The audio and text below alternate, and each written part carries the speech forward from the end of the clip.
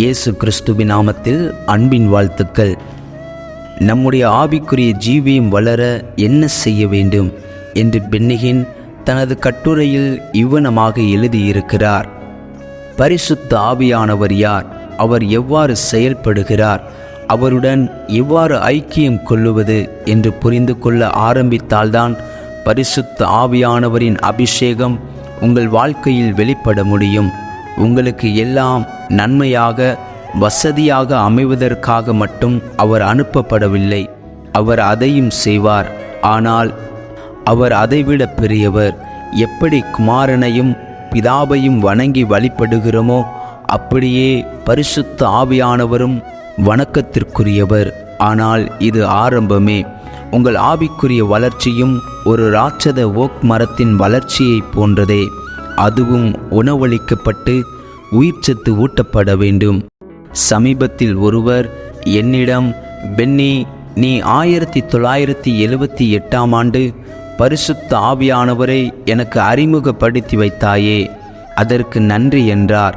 நான் அவரிடம், ரொம்ப பெரிய காரியம்தான், அது சரி, அதற்கு பின் என்ன நடந்தது என்றேன். அவர் முகத்தில் எவ்வித சலனமும் இல்லை. அவர், உண்மையாக பெரிதாக ஒன்றும் நடக்கவில்லை என்றார். அவரை சந்தித்த போது இருந்த உணர்ச்சியை மட்டும்தான் இன்றைக்கும் நினைத்து பார்க்கிறேன் என்றார். ஏன் ஒன்றும் நடக்கவில்லை என்று கூறுகிறீர்கள் என்று நான் கேட்டதற்கு அவர் கூறிய பதிலை என்னால் மறக்கவே முடியாது. நான் நினைக்கிறேன், எனக்கு அதற்கு மேல் என்ன செய்ய வேண்டுமென்று தெரியவில்லை என்று. இதுதான் அவர் கூறிய பதில். பரிசுத்த ஆவியானவரின் அறிமுகத்தை பெற்ற ஒவ்வொருவரும் நான் செய்தது போலவே தாகத்துடன் செயல்பட்டிருப்பார்கள் என்று நான் தவறாக நினைத்திருந்தேன்.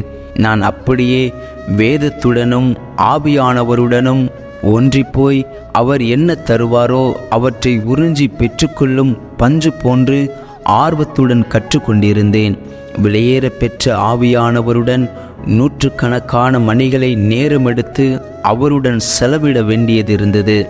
வேதத்தை ஆராய்ந்து கருத்துடன் கற்றுக்கொள்ள அநேகருக்கு நேரம் கண்டுபிடிப்பதே கடினமான காரியம் என்று இப்போது உணர்கிறேன். ஆவியானவர் பல ஆண்டுகளாக எனக்கு கற்றுக் கொடுத்தவற்றை சுருக்கமாக தெளிவாக நான் பிரசங்கிக்கும் போதெல்லாம் கூறுகிறேன்.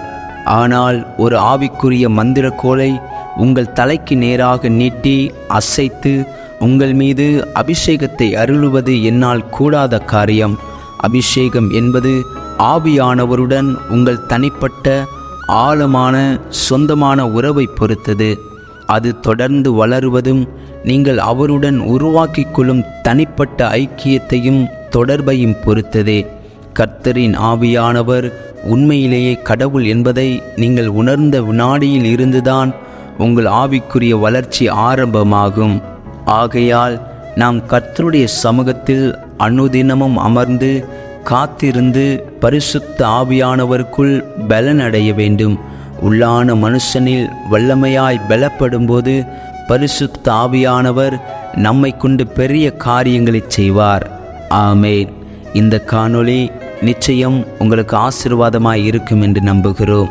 இந்த காணொளி கேட்ட உங்களையும் உங்கள் குடும்பத்தையும் கர்த்தர் ஆசீர்வதிப்பாராக. ஆமேன்.